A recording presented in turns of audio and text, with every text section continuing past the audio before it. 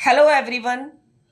Today topic is types of angles. Types of angles को हम दोनों तरीके से सीखेंगे, रोटेशन के थ्रू भी और मेजरमेंट से भी। फर्स्ट हम बात करते हैं, अगर हमारा रोटेशन एक सर्कल हो तो वो हो जाता है कंप्लीट एंगल,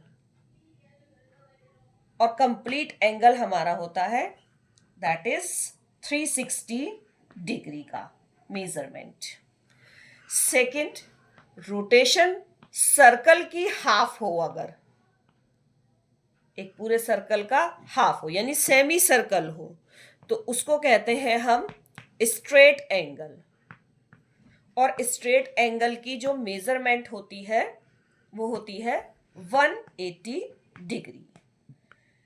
थर्ड, अगर रोटेशन सेमी सर्कल का भी हाफ हो यानी कि 1/4 हो, अगर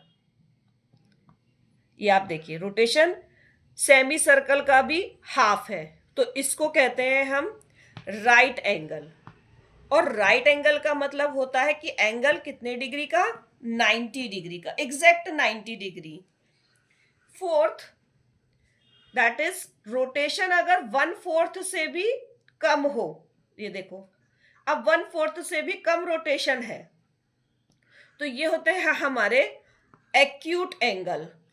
अब एक्यूट एंगल, जैसे ऊपर हमारा कंप्लीट एंगल 360 डिग्री का है, straight angle that is 180 degree के एंगल को हम स्ट्रेट एंगल कहते हैं, 90 डिग्री के एंगल को राइट एंगल कहते हैं।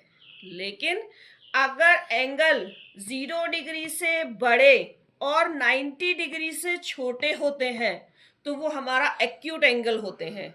अब इसमें 47 डिग्री भी हो सकता है, 58 डिग्री भी हो सकता है, 89 डिग्री भी हो सकता है। नाउ फिफ्थ इज रोटेशन अगर 1/4 से ज्यादा हो, ये देखिए 1/4 से ज्यादा है तो ये होता है हमारा ऑब्ट्यूज एंगल। ऑब्ट्यूज एंगल जो होते हैं वो 90 डिग्री से तो बड़े होते हैं और 180 डिग्री से छोटे होते हैं। जैसे 100 डिग्री 90 से बड़ा हो गया तो वो ऑब्ट्यूज है, 170 डिग्री 180 से छोटा है तो ये ऑब्ट्यूज है। Now sixth is that is अगर रोटेशन जो है वो हाफ से ज्यादा और पूरे सर्कल से कम हो तो वो होता है हमारा रेफ्लेक्स एंगल। रेफ्लेक्स एंगल्स जो होते हैं वो हमारे रेफ्लेक्स एंगल्स 180 से तो बड़े होते हैं और 360 डिग्री से छोटे होते हैं।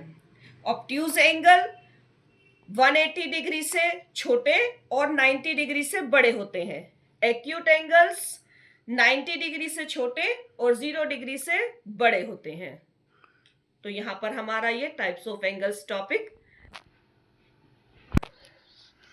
तो इस तरीके से ये टॉपिक यहीं पर ही खत्म हुआ, टाइप्स ऑफ एंगल्स, जिसमें हमने रोटेशन और मेजरमेंट के through complete angle, straight angle, right angle, acute angle, obtuse angle और रेफ्लेक्स एंगल के बारे में सीखा।